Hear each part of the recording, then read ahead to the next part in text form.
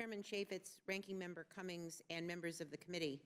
I'm here today to talk to you about two successful intrusions into OPM systems and data. But first, I want to deliver a message to federal employees, retirees, and their families. The security of their personnel data is of paramount importance.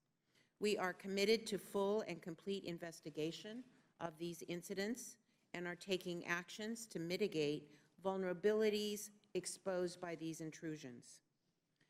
When I was sworn in as director 18 months ago, I recognized that in order to build and manage an engaged, inclusive, and well-trained workforce, that we would need a thorough assessment of the state of information technology at OPM.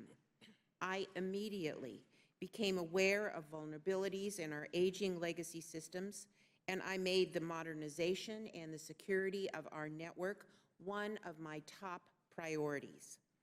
Government and non-government entities are under constant attack by evolving and advanced persistent threats and criminal actors. These adversaries are sophisticated, well-funded, and focused. These attacks will not stop.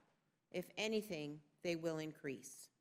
Within the last year, we have undertaken an aggressive effort to update our cybersecurity posture, adding numerous tools and capabilities to our networks.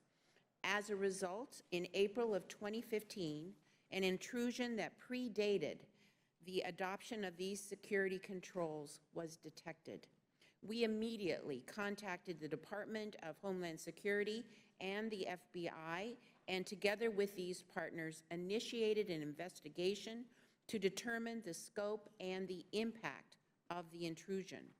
In May, the Interagency Incident Response Team concluded that the exposure of personnel records had occurred, and notifications to affected individuals began on June 8th and will continue through June 19th. As part of our ongoing notification process, we are continuing to learn more about the systems that contributed to individuals' data potentially being compromised. These individuals were included in the previously identified population of approximately 4 million individuals and are being appropriately notified. For example, we have now confirmed that any federal employee from across all branches of government whose organizations submitted service history records to OPM may have been compromised, even if their full personnel file is not stored on OPM's system. During the course of the ongoing investigation, the Interagency Incident Response Team concluded later in May that additional systems were likely compromised. This separate incident, which also predated deployment of our new security tools and capabilities, remains under investigation by OPM and our interagency partners.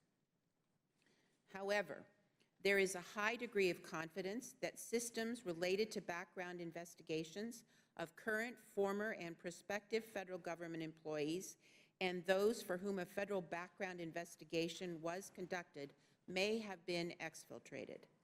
While we have not yet determined its scope or its impact, we are committed to notifying those individuals whose information may have been compromised as soon as practicable.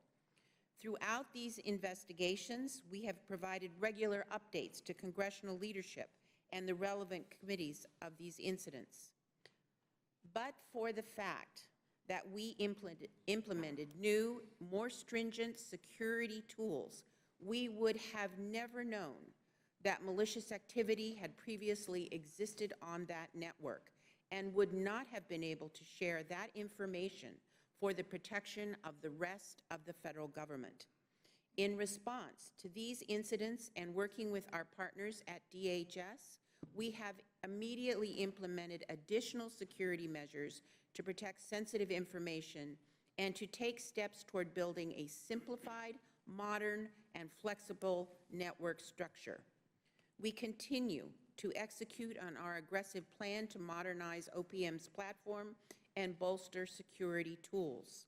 Our 2016 budget request includes an additional $21 million above 2015 funding levels to further the support of the modernization of our IT infrastructure, which is critical to protecting data from the persistent adversaries we face.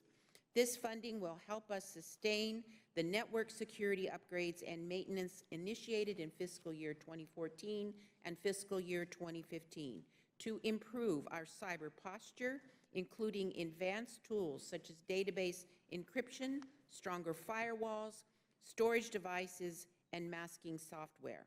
The funding will also support the redesign of OPM's legacy network. Thank you for this opportunity to testify today, and I'm happy to address any questions you may have. Thank you.